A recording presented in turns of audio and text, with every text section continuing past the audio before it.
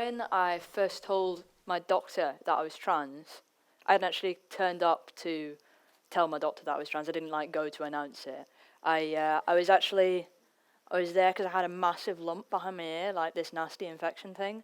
And I thought, while I was there, I might as well slip it in. and I'm personally of the opinion that when you tell your doctor you're trans, it should be a change of address, oh, heads up. And then the doctor should just go, oh, I'm sorry, we didn't know that before, and then you just bip it on, and then take the F off, put an M on, and then you'd be done. But it didn't actually go like that. What happened when I told my doctor was, he said, is it because of the anxiety? And I said, well, I might be a little bit anxious because I'm trans. And he said, oh, but are you sure you're not trans because you're anxious? It's not like a symptom of something else. I was like, you know what I'll do? I'll go home, I'll take these antibiotics, and then when the lump on my ear goes down, if the transness persists, then I'll come back and I'll talk to you about it. It shouldn't be that hard talking to your doctor about being trans, but because you got other things to think about. If you're trans, you've got to think about how you're going to tell your family and your friends. If you come out as gay, it's a little bit easier because if you tell someone you're gay, you say, well, I fall in love with these sorts of people. I want to bang these sorts of people. And if they don't like it, it's it's all right. I won't bang you. That'll be okay. But if you come out as trans, you're saying, please can you change this switch in your brain that goes female? Please can you change the pronouns you use for me? Please can you stop using the name that you've used for me for 3 or 4 years, or the name you gave me 24 years ago? That's a lot harder. The second time I went to my doctor, I had a bad cold, so we talked about being trans again.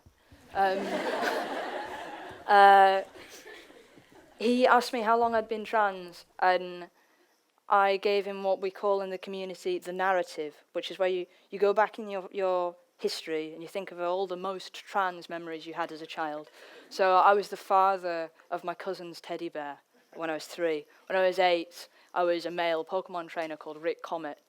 And you tell those stories because the doctor won't believe you if you don't say that you've been trans all your life. Or if you weren't aware that you were trans from when you were a tiny child.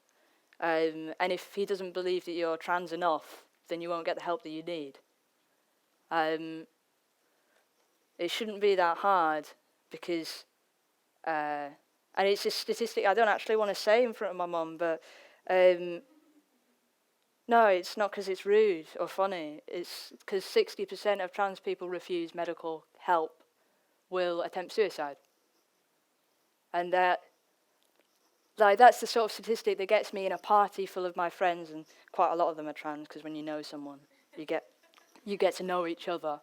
It'll make me look around at my friends and I think, so over half might attempt suicide. Who's going to succeed? How many of my mates are going to die? And that's not the only way that trans people die either. Is that I'll be looking at the news sometimes and I'll see a story about somebody who's been kicked to death outside a club. And I'll have to go onto one of my trans secret Facebook groups to work out whether it really was one of ours, because on the obituary it'll have said a drag queen or a crossdresser or a tomboy. And then at the top it'll have the wrong name. So how can we make being trans a little bit less fatal and a little bit more fun? We can stop gender identity disorder from being classed as a mental illness that you have to be diagnosed with in order to get any help. Because being trans is no more of a mental illness than being homosexual was before 1976, or whenever they made that stop being a mental illness. We can make more gender identity clinics because they're the only place you can get help for it.